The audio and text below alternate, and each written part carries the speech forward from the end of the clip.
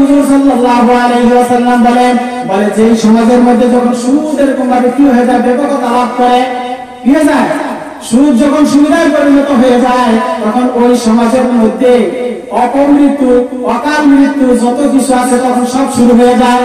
কি হয়? অপমৃত্যু, অকাল মৃত্যু শুরু হয়। অকাল মৃত্যু হঠাৎ করে একটা জোয়ান মানুষটা মারছে কে? আমরা আমলের কারণে মারছে। কিসের কারণে? এটা আমাদের আমলের কারণে মারছে। বললাম যে এই সমাজের মধ্যে নাকি জিনা ব্যাপকতা লাভ করে, জিনা ব্যাপকতা লাভ করার কারণে আল্লাহ তাআলা আযাব আর গজব তখন শুরু হয়ে যায়। কি শুরু হয়ে যায়? আযাব আর গজব। তখন আল্লাহ তাআলা এমন আযাব দেয় যে আযাবের নাম কেউ আর জানে না। হঠাৎ আবিষ্কার করুণা, হঠাৎ আবিষ্কার। কি আগে জীবনে নাম শুনছে? কেন হয়েছে? করুণা। ইয়া ইলাহি আযতু খাহাম সালাতু হাম সালাম बर शफीउल मुज़नबिन खैरुल बशर या इलाही मुझको मुझसे दूर कर ताकि देखूं मुझ में तुझको एक नज़र बहर फैज़ शेर मर्द अल्लामा इसहाक फरीदी बहर फैज़ शेर मर्द अल्लामा इसहाक फरीदी कर मेरे ईमान को ताज़ा या रब्बी बहर फैज़ शेर मर्द उस्ताद आसद ज़ा कर मेरे बातिन को या रब मुंसली बहर फैज़ शेर मर्द ऐ मेरे वाले दईन कर मेरे दुनिया व आखिर नूरानी बहर हक सैयद खैरुल बशर खातिमा कर दे मेरा ईमान पर। अल्हम्दुलिल्लाह सुम्मा अल्हम्दुलिल्लाह। আল্লাহ পাকের দরবারে অসংখ্য শুকর, যেই মহান রব্বুল আলামিন আমাদেরকে এই কল্পনে শীতের মাঝে, এই ফিতনা ফাসাদের জমানায় বিভিন্ন উপকূল থেকে হেফাজত করে আল্লাহ তাআলা আমাদেরকে আদর করে, মায়া করে, মেহেরবানি করে আজকের এই ওয়াজ ও দোয়ার মাহফিলে আসার এবং বসার, দ্বীনের কিছু কথা বলা এবং শোনার তৌফিক দান করার জন্য বলি আলহামদুলিল্লাহ। আল্লাহ তাআলা বলতেছেন আল্লাহু ইয়াখতাসু বিরহমাতিহি মান ইয়াশাউ আল্লাহু যুল ফাদলিল আযীম والله يختص برحمته من يشاء والله ذو الفضل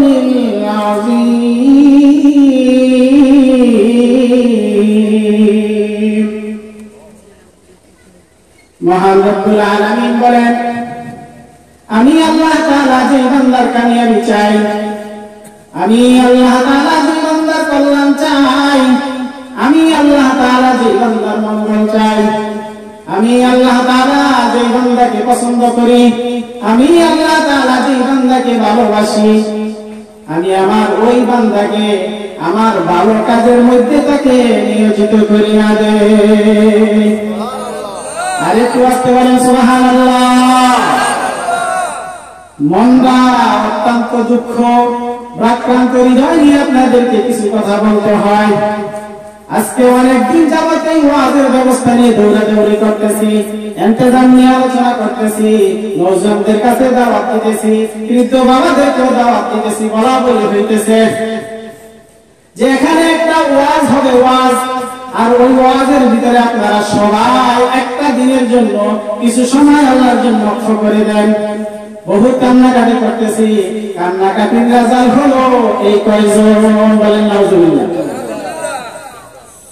এই যে এই কয়জন লোকের দ্বারা এত বড় প্যান্ডেল, এত বড় মাহফিল, এত ওলামা ইকরাম আমাদের কাছে আসতেছে, এইটার দ্বারা আমাদের পোড়াচকের ইজ্জত বাড়তেছে না কমতেছে? এই কথা শোনার পর যদি পড়াচকের মুখ ঘরের ভিতরে থাকে, তাহলে আমি বুঝবো তার চেয়ে বড় বেকুফ এই দুনিয়ার ভিতরে আর কেউ হইতে পারে না। ও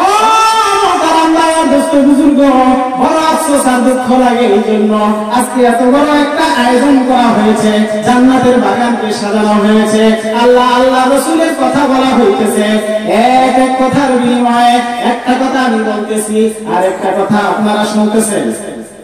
রাসূল বলেন এক কথার বিনিময়ে আল্লাহ তাআলা 1 বছর ইবাদতের সওয়াব দান করতেছে। আর বেটা নামাজ তো ফরজ না, একটু মাহফিলের ভিতরে আয়, আয়া এই সওয়াবটা তো কমসে কম কামাইতে পারো। আরে শীতের মধ্যে তুই ওযু করতে না জানি, ওযু ছাড়া তুই তাড়াতাড়ি মাহফিলের ভিতরে চলে আয়, মাহফিলের ভিতরে আইসা তুই এই সওয়াবটা কমসে কম কামাইয়া রে। ও মা, আপনাদেরকে বলবো যারা পুরুষেরা এখনো পর্যন্ত ঘরে বসে রয়েছে, পুরুষেরা যারা এখনো পর্যন্ত ঘরে বসে রয়েছে, আপনার নওজোয়ান ছেলে, আপনার বালেক পুরুষ যারা এখনো পর্যন্ত ঘরে বসে আছে, আপনি তাদেরকে ডাকে মাহফিলে পাঠায় দেন। সে মাহফিলে আসার কারণে, কথা বলা শোনার কারণে যে সওয়াব হবে, ওই সওয়াব অর্ধেক নাকি আপনারও পাইয়া যাইবে। আরে পাইবো কি পাইবো না? হাদিসের মধ্যে আসছে মান দাল্লা আলা খাইরি কাফাইলিহি, বলে যে যে আমল করবে আর যে আমলের দাওয়াত দিবে, ওই আমলের দাওয়াত দেওয়ার কারণে সে যদি ওই আমলটা করে, করার কারণে সে কইরা যে নেকি পাইছে, দাওয়াত দিয়া সেই নেকিটা পেয়ে গেল। এই জন্য আমি আমার এলাকাবাসীকে বলবো, তোমাদের হাতে ধরতেছি, পায়ে ধরতেছি, আমাদের বড় বড় মেহমানরা চেয়ারে আসার আগে আগে তোমরা তাড়াতাড়ি আজকের মাহফিলকে ভরপুর করো। বলে নারায়ে তাকবীর, আমি তো আসতে নারায়ে তাকবীর। আজকের মাহফিল জিন্দাবাদ জিন্দাবাদ, আজকের মাহফিল নয়াকান্দির মাহফিল। আল্লাহ তাআলা আমাদের এই মাহফিলকে কবুল করুন, সবাই বলেন আমিন। যাদের মেহনতের মাধ্যমে, যাদের দোয়ার মাধ্যমে, যাদের কান্নাকাটির মাধ্যমে আজকের এই মাহফিল হয়েছে, আল্লাহ তাআলা তাদের গুনাহগুলোকে মাফ করুন। আর যাদের জন্য আজকে এই মাহফিলটা করা হয়েছে, মরহুম হাজী আলিউদ্দিন সাহেব, আল্লাহ তাআলা ওনার কবরে এই সওয়াবগুলো পৌঁছাইয়া দেন। সাথে সাথে এই নয়াকান্দি পুরা আমাদের এলাকার ডাইনে বামে অনেক কবরস্থান আছে, ওই কবরস্থান আলাদের কবরে আল্লাহ তাআলা এই দোয়াগুলো পৌঁছাইয়া দেন। বিশেষ করে আমার বাজান আমার সামনের কবরে শুয়ে আছে, আল্লাহ তাআলা আমার বাবার কবরে এই সওয়াবগুলো পৌঁছাইয়া দেন এবং আল্লাহ তাআলা তাদেরকে জান্নাতুল ফেরদাউসে পৌঁছাইয়া দেন। ও মহতারাম ভাইয়ের বুজুর্গ, আমি যে কথাগুলো বলার জন্য এখানে বসছিলাম, সেই কথাগুলো বলবো, কিন্তু দুঃখের কারণে বলতে পারতেছি না। মনে করছিলাম আজকে এই মাহফিলে কত মানুষ জানি হবে, আজকে ভাবছিলাম এই মাহফিলে কত মানুষ জানি হবে, কিন্তু বড় কষ্ট। মাগরিবের পর যখন মসজিদে দেখছি, এখানে দাঁড়া দাঁড়া কাঁদছি, আল্লাহকে বলছি, ও আল্লাহ, আজকে যদি এই আয়োজনটা অন্য কোনো নাজায়েজ আয়োজন হইতো, ঘরের কোনাকাঞ্চি পর্যন্ত গড়িয়া যাইত। এখানে শুনতে শুনতে নগমা হায় মাহফিলে বেদাত কু কান বাইরা হো গই হায়, দিল গুমরাহ হো গই। ও মুহতারাম ভাইয়ের দোস্ত বুজুর্গ, বলে আজকে অবস্থা এমন হয়েছে, বাজে গান, বানের অনুষ্ঠান, বিভিন্ন খারাপ জিনিস দেখতে দেখতে, খারাপ জিনিস শুনতে শুনতে আজকে কানও বাইরা হয়ে গেছে, দিল এরকম গুমরা হয়ে গেছে। কি গুমরা হয়ে গেছে?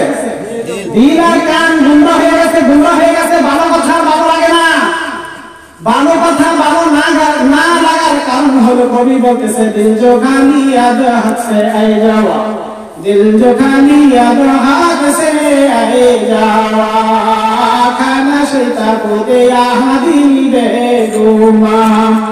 এই দিল খারাপ হওয়ার একমাত্র কারণ হলো, আমি দিনী মাহফিলের সাথে আমার সম্পর্ক নাই, ওলামায়ে কেরামের সাথে আমার সম্পর্ক নাই, জিকির আজকারের সাথে আমার সম্পর্ক নাই, তালিম তারবিয়াতের সাথে আমার সম্পর্ক নাই, ওয়াজ মাহফিলের সাথে আমার সম্পর্ক নাই। ওয়াজ মাহফিলের সাথে সম্পর্ক না থাকার কারণে আমার দিলটা আজকে খারাপ হয়ে গেছে। খানা সেটা কোতে দিল বেগুমা, শয়তান বলতেছে আমি এখন তোমার দিলটা পুরা দখল করে নিয়েছি। বলেন নাউজুবিল্লাহ। আরে শয়তান যদি দিল দখল করে নেয়, মানুষের দিল যখন শয়তান দখল করে নেয়, তখন ওই দিল দিয়ে সে আর ভালো কাজ করতে পারে না, তখন তার দ্বারা সমস্ত যত খারাপ কাজ আছে সব খারাপ কাজ তার দিয়ে সম্ভব, ঠিক না? তখন তার কাছে ভালো কাজ আর ভালো লাগে না, খারাপ কাজটা তার কাছে ভালো লাগে। কি খারাপ কাজটা তার কাছে ভালো লাগে না, ভালো কাজ আর তখন তার কাছে কি লাগে না, ভালো লাগে না। নামাজের দাওয়াত দিবেন, ভালো লাগতো না।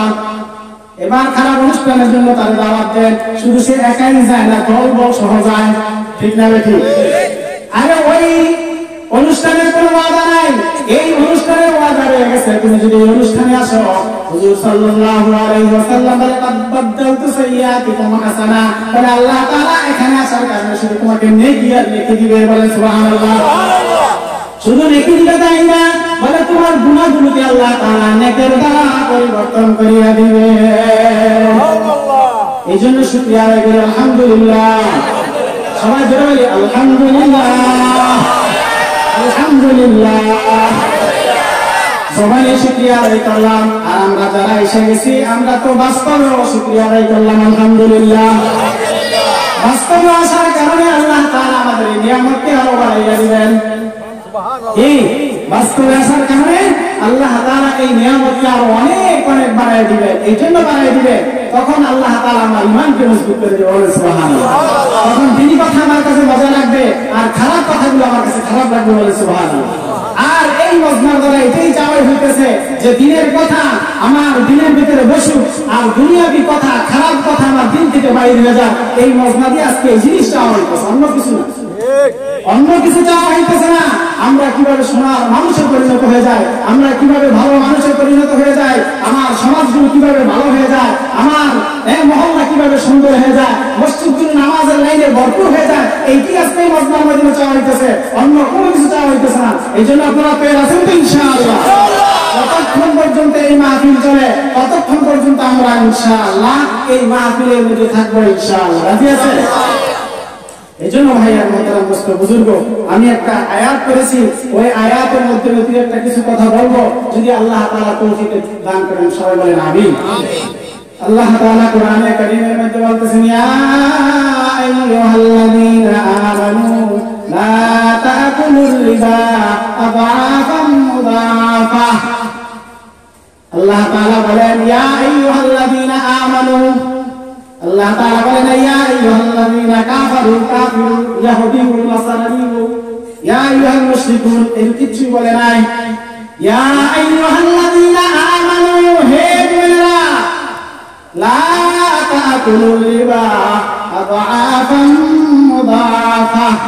আহা, বান্দার অবস্থা যে অবস্থা হবে আল্লাহ তাআলা আগেই বলছে, তোমরা কিন্তু সুদ খাও না। সুদ তো খাইবে আল্লাহ তাআলা বলছে, তো সুদ খাইতে গিয়ে আরেকটু অগ্রসর হয়ে যাবে। যেমন আল্লাহ তাআলা বলতেছে, লা মানে কি না, লা মানে কি না, লা তাকুলুর রিবা, তাকুল মানে খাওয়া, তোমরা কিন্তু রিবা খাইও না। কি খাইও না? রিবা তো সবাই কনসেন বুঝলি না। রিবা মানে কি? ও কইটা কইলে তো ধরা গেল অর্ধেক মাস। রিবা মানে হলো সুদ। রিবা মানে কি? আল্লাহ তাআলা বলতেছে সুদ খাইও না। কি খাইও না? আপনারা বাবা একটু আওয়াজ করেন, আমার সময় মাত্র অল্প একটু। আল্লাহ তাআলা কি বলছেন? কাদেরকে বলছেন? ইয়া আইয়ুহাল্লাযীনা আমানু, আমরা যারা ঈমান আনছি। তো বাকি দিন সব বা এমনি বা দাও বলদাও, ওদের ব্যাপারে আর কোনো কথাই নাই। কথা কাদেরকে নিয়ে? আরে কাদেরকে নিয়ে? আমরা যারা টুপি পরতেছি তাদেরকে নিয়ে, আমরা যারা দাড়ি আমাদের খোদায় যাদের দাড়ি আছে তাদেরকে নিয়ে, আমরা যারা পাঞ্জাবি পরছি তাদেরকে নিয়ে, আমরা যারা মসজিদে নামাজ পড়তে আছি তাদেরকে নিয়ে আল্লাহ তাআলা বলতেছেন, ইয়া আইয়ুহাল্লাযীনা আমানু। কি মজা করে রাখতে দিচ্ছে, কারণ মুমিন এই কাজটা আল্লাহ তাআলা বরদাস্ত করতে পারতেছে না।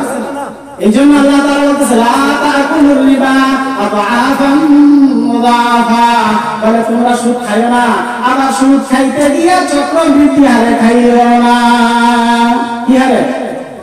এই শব্দ আমরা বর্তমানে বুঝে না, এমন কোন লোক আছে? এখন পুরুষের চেয়ে মহিলারা বেশি বোঝে, ঠিক না ঠিক? আরে ঠিক না ঠিক? আমাদের দেশটা বইরা গেছে সুদের কারবারে, বেড়া জোড়া বেরিয়ে দেওয়া কিস্তির আধারে। ও আল্লাহ রে, কোন দুনিয়ায় পাঠাইলা আমারে, ও আল্লাহ কোন দুনিয়ায় পাঠাইলা আমারে। ঠিক না বেঠে? আরে কিস্তির মেরে যায় না, যায় না। একদিন ওই নদীর ধারে কথা বলতেছি তো হঠাৎ করে একজন কয় এটা তো নূর কিস্তি বলে না। এই যে কথাটা কইছে, কথাটা তারা গুনাহ হয়েছে না সওয়াব হয়েছে? এই কি হয়েছে? গুনাহ হয়েছে। কারণ আল্লাহ তাআলা বলছেন নূর কিস্তি যাবে জান্নাতে, আর তোর সুদের কিস্তি যাবে জাহান্নামে। ঠিক না বেঠি?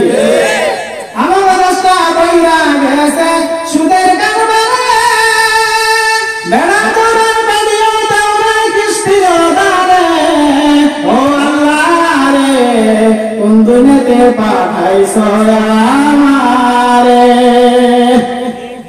আল্লাহ তাআলা আমাদেরকে এই অভিশপ্ত সুদ থেকে হেফাজত করুন। সবাই বলে আমিন। সবাই বলে আমিন।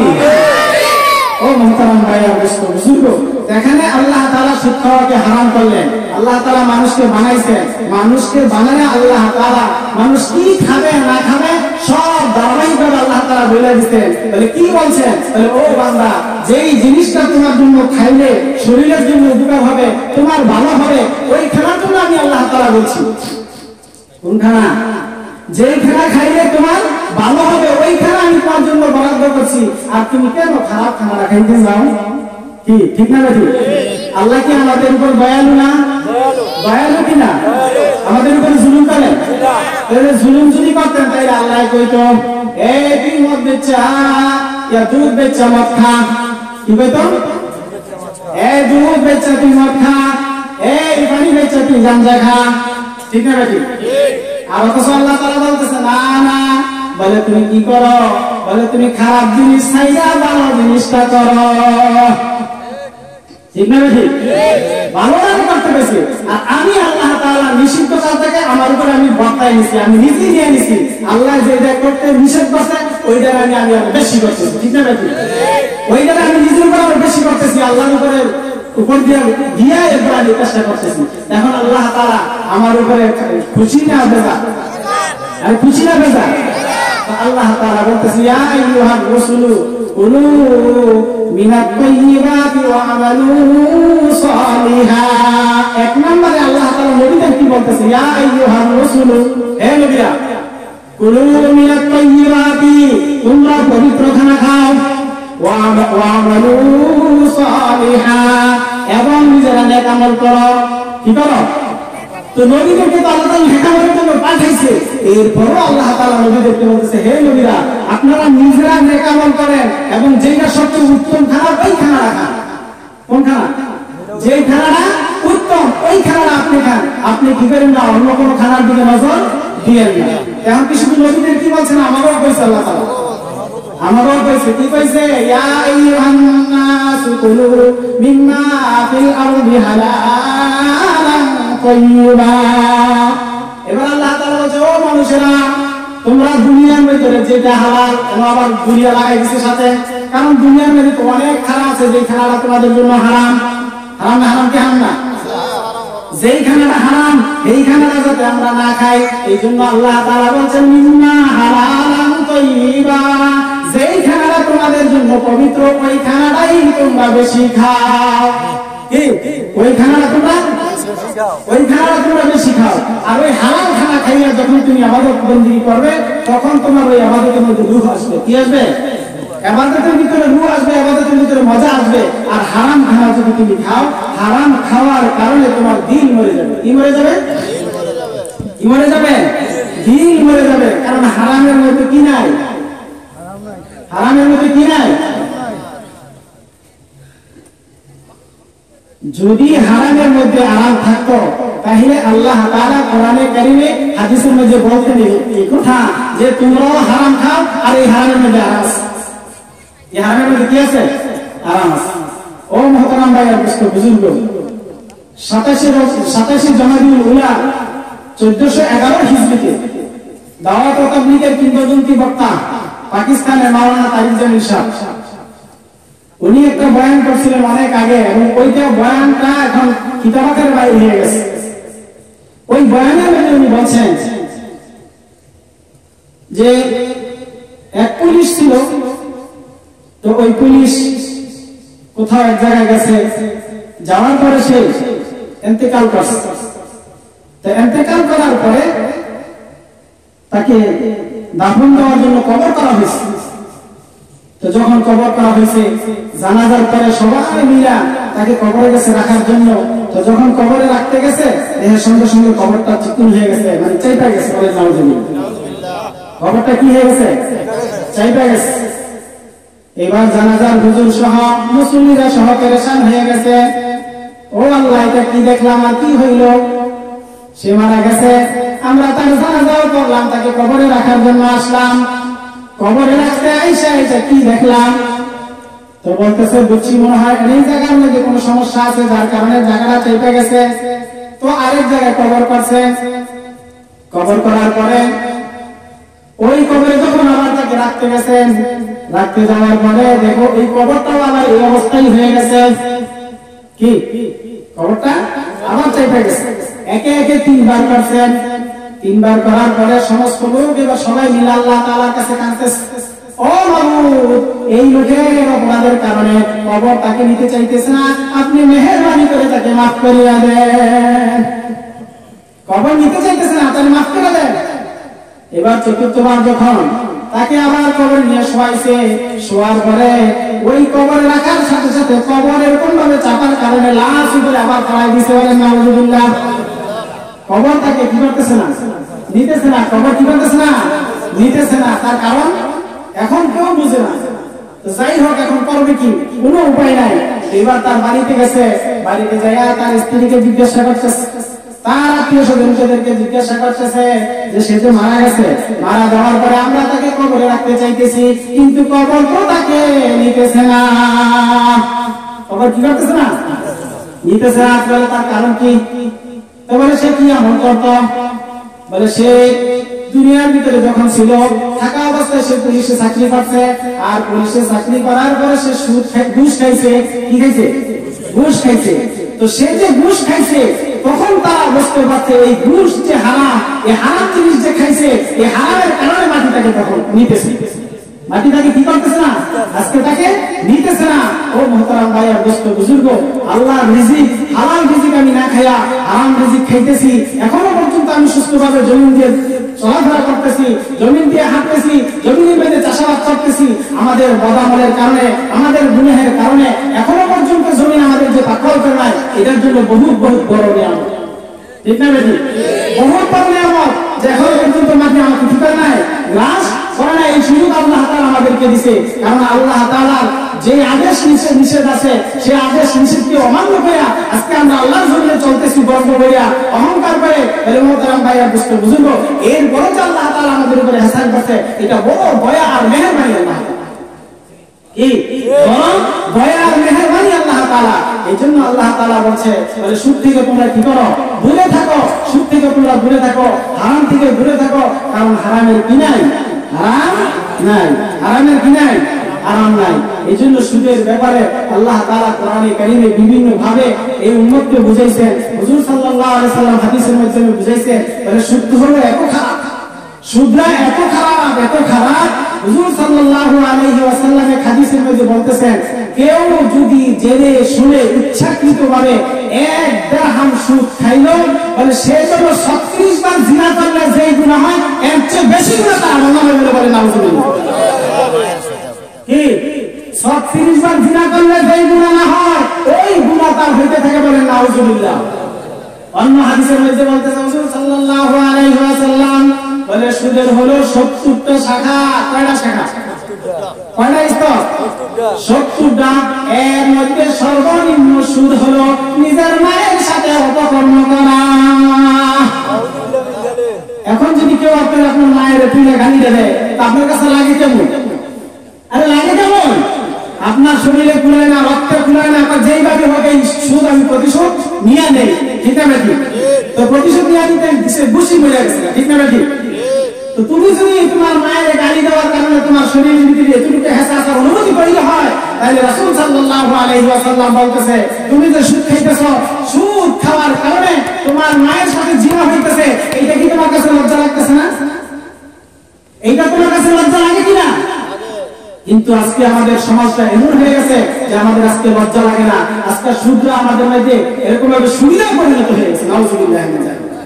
কি সুদরা আজকে সুবিধা বানাইছে, সুবিধা বা সুদরা হয়ে চলতেছে না, কয় কিস্তি না হলে মরিয়ে যেতাম, তো তোর আগে যে কিস্তি ছিল না এরা বাঁচা না মারছে। আরে ভাই আমার কত বছর আগে যে কিস্তি ছিল না, আমাদের ছাত্র জীবন এরা কিস্তি শুরু হইলো, এর আগে যে বেচারা চলছে ওই সময় কেন মরে গেছে না বেঁচে রয়েছে? তো ওই সময় যদি আল্লাহ তাআলা তাদেরকে বাঁচাইতে পারে, এখনো আল্লাহ তাআলা আছেন, ওই আল্লাহ এখনো আছেন, ওই আল্লাহ তাআলা এখনো বাঁচাইবেন ইনশাআল্লাহ। সে একই লাগবে, কি লাগবে? সে একই, সেই রকম ভাবে দিনের ভিতরে সে একই তৈরি করতে হবে যে হ্যাঁ সুদ না খাইলে আল্লাহ তাআলা বাঁচায়, আমি ওইভাবেই চলবো। কারণ এইটা যেহেতু এত বড় জঘন্য, আর এই জঘন্য হওয়ার কারণে সমাজের মুখ তো আমরা দেখতে পারি না, ঠিক আছে? দোকানে পাটে রাস্তা ঘাটে আরে হ্যাঁ না কি খায়, কি খায়? সুদ খায়। সেটা কি খায়? সুদ খায়। তো সুদ খেলে তো আমরা দুনিয়াতে তারা চিনি। এই জন্য হুজুর সাল্লাল্লাহু আলাইহি ওয়াসাল্লাম আলামত বদলাই দিয়েছেন, বলে কিয়ামতের ময়দানে সুদ তো পাগল অবস্থায় উঠবে। কি অবস্থায়? কি অবস্থায়? কেন পাগল অবস্থা উঠবে? আল্লাহ তাআলা বলতেছে তারা কিয়ামতের ময়দানে এই জন্য পাগল অবস্থায় উঠবে যারা সুদ খায়। সুদ খাওয়ার কারণে বলে শয়তান জিনে বানানো মানুষকে জিনে, তো জিনে তো কেমন দেখা যায়, আমাদের থেকে আলাদা আলাদা দেখা যায়। সে দুনিয়া তখন কিছু না বুঝে না, বালা হইলো বুঝে না, কেমন জানি দেখা যায়। শয়তান স্পর্শ করে তাকে মহাবিষ্ট করে দেয়। মহাবিষ্ট কি করে দেয়? দুনিয়ার যতনতা তার কি থাকে না, থাকে না। তো কিয়ামতের ময়দানে তাদেরকে পাগল করে উঠানো হবে। আর উঠানোর কারণ হলো হুজুর সাল্লাল্লাহু আলাইহি ওয়াসাল্লাম বলতেছে যে কিয়ামতের সমস্ত মানুষ তাদেরকে দেখেই বুঝবে এই দুনিয়ায় ওই লোকটা সুদ খাইছে। কি খাইছে? ওই লোকটা দুনিয়ার ভিতরে সুদ খাইছে, আর সুদ খাওয়ার কারণে আজকে সে পাগল হয়ে আসছে। ইয়াতাখাব্বাতুহু শাইতান, ইয়াতাখাব্বাতুহু শাইতান মিনাল মাসি, শয়তান স্পর্শ করছে, স্পর্শ করার কারণে সে হাঁচি হয়ে গেছে, মাতাল হয়ে গেছে। আর কিয়ামতের ময়দানে সেই অবস্থায় উঠতে থাকবে। বলে নাউজুবিল্লাহ। এই জন্য হুজুর সাল্লাল্লাহু আলাইহি ওয়াসাল্লাম বলে যে সমাজের মধ্যে যখন সুদ এরকম ভাবে কি হয়ে যায়, ব্যাপকতা লাভ করে, কি হয়ে যায়, সুদ যখন সুবিধায় পরিণত হয়ে যায়, তখন ওই সমাজের মধ্যে অপমৃত্যু, অকাল মৃত্যু যত কিছু আছে তখন সব শুরু হয়ে যায়। কি হয়? অপমৃত্যু, অকাল মৃত্যু শুরু হয়। অকাল মৃত্যু হঠাৎ মরে গেছে জোয়ান মানুষটা, মারছে কে? আমরা আমলের কারণে মারছে। কিসের কারণে? এইটা আমাদের আমলের কারণে মারছে। বললাম যে এই সমাজের মধ্যে নাকি জিনা ব্যাপকতা লাভ করে, জিনা ব্যাপকতা লাভ করার কারণে আল্লাহ তাআলা আযাব আর গজব তখন শুরু হয়ে যায়। কি শুরু হয়ে যায়? আযাব আর গজব। তখন আল্লাহ তাআলা এমন আযাব দেয় যে আযাবের নাম কেউ আর জানে না। হঠাৎ আবিষ্কার করুণা, হঠাৎ আবিষ্কার। কি আগে জীবনের নাম শুনছে? কেন হয়েছে? করুণা। কিসের কারণে? মা যাহারা বিল কওমি, মা যাহারা বিল কওমি রিবা ওয়া জিনা, বলে যে সমাজের মধ্যে প্রকাশ্যে সুদ আর জিনার ব্যাপকতা লাভ করে, হুজুর সাল্লাল্লাহু আলাইহি ওয়াসাল্লাম বলেন ইল্লা আহাল্লু বিআনফুসিহিম আযাবাল্লাহ। বলে নাউযুবিল্লাহ। আল্লাহ তাআলা হুজুর সাল্লাল্লাহু আলাইহি ওয়াসাল্লামের মাধ্যমে বলতেছেন, বলে হে আমার উম্মতেরা তোমরা শোনো, বলে যে সমাজের মধ্যে সুদ আর জিনা ব্যাপকতা লাভ করে, বলে তারা যেন নিজেরা নিজেদের উপরে আল্লাহর আযাবকে হালাল করে দিল। বলে নাউযুবিল্লাহ। মানে তোমার আযাব তুমি তো নিজে টেনে আনছো, আমরা কে আনছে? আল্লাহ দিছে, আমাদের গুনাহের কারণে আসছে। আরে আযাব কিসের জন্য আসছে? আমাদের গুনাহের কারণে, আমরা বেয়ামুলি হওয়ার কারণে, আমরা নাজায়েজ কাজ থেকে কাজ বানায় রাখছি বিধায় আজকে আমাদের উপরে আযাব আসতেছে। বলে নাউযুবিল্লাহ। এজন্য হুজুর সাল্লাল্লাহু আলাইহি ওয়াসাল্লাম বলেছেন সাবধান, সুদ থেকে সাবধান থাকো, সুদ থেকে সাবধান থাকো, ঈমান আর আমলকে বরবাদ করে দেবে। বলে নাউযুবিল্লাহ। छोड़ दो ये शोध कोरी छोड़ दो, रहम अपनी जान पर कुछ तो करो। বলে শুকরি তুমি ছেড়ে দাও, শুকরি ছেড়ে দাও, ছেড়ে দিয়ে তুমি তোমার নফসের উপর একটু রহম করো। কি করো? কারণ সুদ খাইলে তোমাকে জাহান্নামে যেতে হবে। কোথায় যাইতে হবে? সুদ খাইলে তোমাকে কবরের মধ্যে আযাব ভোগ করতে হবে। কি করতে হবে? আযাব ভোগ করতে হবে। এই জন্য বলতেছে তুমি সুদ ছেড়ে দাও, তুমি সুদ ছেড়ে দিয়া তুমি তোমার নফসের উপর ইহসান করো, দয়া করো। বলে দয়া কি? এখন যদি আমি আর সুদ না খাই, আমি যদি হারাম না খাই, তাহলে আল্লাহ তাআলা দুনিয়াতে আমাকে শান্তি দিবে, কবরের মধ্যে আল্লাহ তাআলা আমাকে শান্তি দিবে। দিবে কি দিবে না? আরে দিবে কি দিবে না? শান্তি অবশ্যই আল্লাহ তাআলা দিবে, আল্লাহ তাআলার ওয়াদা। এই জন্য শুনেন, বলে হারামে যে হারাম না, সুদ খাইলে যে আল্লাহ তাআলা শাস্তি দুনিয়া তবে আখিরাতে দেয়, একটা বাস্তব ঘটনা আমি আপনাদের সামনে তুলে ধরতেছি, এরপরে ইনশাআল্লাহ আমার বয়ান শেষ হয়ে যাবে ইনশাআল্লাহ। ঠিক আছে? আল্লামা আবুল কালাম আজাদ দামিনী রাহমাতুল্লাহি আলাইহি হায়াতুল হায়াওয়ান কিতাবের মধ্যে একটা ঘটনা উল্লেখ করেছেন। উনি বলতেছেন, এক গ্রামের কাফেলা হজের জন্য রওনা হয়েছে। তারা বাইতুল্লাহ হজের জন্য গেছে। হজ করতে যায় হজের যত হুকুম আহকাম আছে, যত আরকান আছে, সমস্ত আমল শেষ করছে। হজ যখন শেষ হয়ে গেল, তখন তারা মক্কা থেকে বাইরে হয়ে আসছে, বাড়ির দিকে রওনা দিছে। অতিমধ্যে কিছু দূর আসার পরে একজন হাজী সাহেব তাদের মধ্যে থেকে ইন্তেকাল করেন।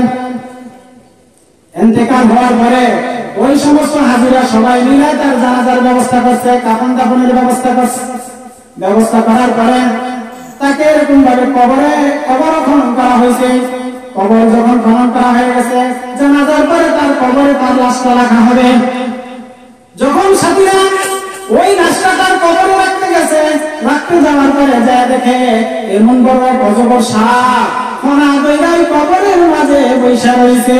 বলেন নাউযুবিল্লাহ। কি বড় একটা সাপ ওই কবরের মধ্যে ফনা দইরা বৈশা রয়েছে। সাথীরা অস্থির হয়ে গেছে। তারা ঘুরা করে ওখান থেকে সরে আসছে। আরো কিছু দূর যাওয়ার পরে তারা আরেকটা কবর করছে। আরেকটা কবর করে যখন তারা তাকে ওখানে রাখার জন্য নিছে, নিয়ে দেখে পূর্বে যে অবস্থা ছিল এখনো ঠিক সেই অবস্থায় আবার সাপ ওখানে বসা আছে। বলেন নাউযুবিল্লাহ। আবার সাপ বসা আছে। এবার আবার সাপ বসা নিয়ে তারা আরেক জায়গায় গেছে। এইভাবে তিনটা কবর করছে। কয়টা? তিনটা কবরের মধ্যে একই অবস্থা হয়েছে। একই অবস্থা হওয়ার পরে তারা পেরেশান হয়ে গেছে। পেরেশান হয়ে তারা আবার মক্কায় চলে গেছে। মক্কায় যাইয়া আব্দুল্লাহ ইবনে আব্বাসের কাছে ঘটনা বয়ান করছে। আব্বাস রাদিয়াল্লাহু তাআলা ছেলের কাছে, কার কাছে? সালিমা কাছে গিয়া আব্বাস রাদিয়াল্লাহু তাআলা ছেলের কাছে গেছে। বলতেছে, আমাদের অবস্থা হলো এই, আমাদের এক সাথী ইন্তেকাল করছে। ইন্তেকাল করার পরে তারে আমরা কবর রাখার জন্য নিয়েছি। কবরে যখন রাখতে গেছি, যায় দেখি বিরাট বড় এক সাপ ফনা দইরা বৈশা আছে। এবার সাহাবীরা বলার পরে সাহাবী বলতেছে, বলে শোনো শোনো, বলে তার জন্য এইটাই ব্যবস্থা, এইটা ছাড়া এখানে কিছু হবে না। বলে তাকে এই অবস্থায় কবরে রাখতে হবে। যেহেতু একে তিনবার ব্যবস্থা নিয়েছ, তিনবার ব্যবস্থা নেওয়ার পরে যেহেতু দেখছো কবরের ভিতরে সাপ আছে, সুতরাং ওই সাপ তার জন্য বরাদ্দ করা হয়েছে। বলেন নাউযুবিল্লাহ। ও মোহতারাম ভাই আর দোস্ত বুজুর্গ, সাথীরা সবাই মিলে ওই লোককে ওই কবরে রাখতে গেছে। যখন কবরে রাখা হইল, কবরে রাখার সঙ্গে সঙ্গে ওই যে সাপ, ওই সাপ তার চেহারা মধ্যে আক্রমণ করছে, দংশন করছে। বলে নাউযুবিল্লাহ। সাপ যখন তার চেহারায় দংশন করছে, ওই লোকেরা বলতেছে, বলে দংশন করার সাথে সাথে আমরা দেখতে পেলাম তার ঠোঁটগুলো জমিনে খসে পড়ছে, তার চোখগুলো জমিনে খসে গেছে, গানগুলো খসে পড়তেছে। বলে নাউযুবিল্লাহ। কবরের সাপ তো ভয়ঙ্কর সাপ। বলে কবরের সাপ যখন একটা মানুষকে দংশন করে, একবার দংশন করার কারণে 70 গজ লাশটা মাটির নিচে চলে যায়। কয় গজ? 70 গজ যখন মাটির নিচে যায়, তখন আবার উঠায় আবার দংশন করে। একবার দংশনের কারণে 40 বছর পর্যন্ত ওই জায়গাটাতে থাকতে থাকে। বলেন নাউযুবিল্লাহ। এই অবস্থা যখন হয়েছে, তো তারা পেরেশান হয়ে গেছে। লাশ ওইভাবে রেখা চলে আসছে। লাশ কি করছে? ওইভাবে রেখা চলে আসছে। আয়েশা বাড়ি থেকে তার আত্মীয় স্বজনকে করছে, জিজ্ঞাসা করছে, বলে এই তোমাদের এই অমুক, তোমাদের কি অবস্থা, তার আচার আচরণ, তার এরকম ভাবে আমল আখলাক কেমন ছিল, তোমরা একটু বলো তো দেখি। তো বলতেছে, সে তো নামাজও পড়ছে, রোজাও রাখছে, যাকাতও দিছে। কি করছে? যাকাতও দিছে। আবার আপনাদের সাথে তো হজ করতে গেছে, এটা তো আপনারা দেখছেনই। এই কথা বলার পরে তাদের যে লোকদের নেতা ছিল, আমির সাহেব ছিল, ওই আমির সাহেব বলতেছে, শুনেন, তা সে মারা যাওয়ার পরে আমরা যখন তাকে কবরে দাফন করতে গেছি, যাওয়ার পরে দেখছি তার কবরের মধ্যে এমন সাপ। তখন তার বিবি ঘর থেকে বলতেছে, বলে শুনেন, তার সব আমলই ভালো ছিল, কিন্তু একটা আমল বড় কালা ছিল। কি ছিল? কি ছিল? তোমার এই কালা আমলটা কি? বলে কালা আমলটা হলো বড় কিছু না, ছোট্ট একটা আমল। বলে সেটা হলো সে যে ব্যবসা বাণিজ্য করত। কি করত? ব্যবসা বাণিজ্য করত। গমের ব্যবসা। কিসের ব্যবসা?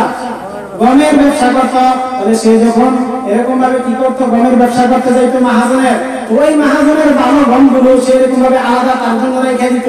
কি করতো, ভালো গমগুলো আলাদা সে তার জন্য রেখে দিছে। আর রেখে দিয়া তার কাছে যে খারাপ গমগুলো আছে, ওই খারাপ গমগুলোকে ভালো গমের সাথে মিলে গেছে বিক্রি করে দিছে। বলেন নাউজুবিল্লাহ। কি কি ভালো জিনিসকে খারাপ জিনিসের সাথে মিলাইয়া ছেড়ে দিছে, যার কারণে ওই আমি সব বুঝে নিছে যে এই হারাম করার শাস্তির একমাত্র কারণ হলো সে হারাম ব্যবসা করছে, এই জন্য আল্লাহ তাআলা তাকে শাস্তি দিয়েছে। বলেন নাউজুবিল্লাহ।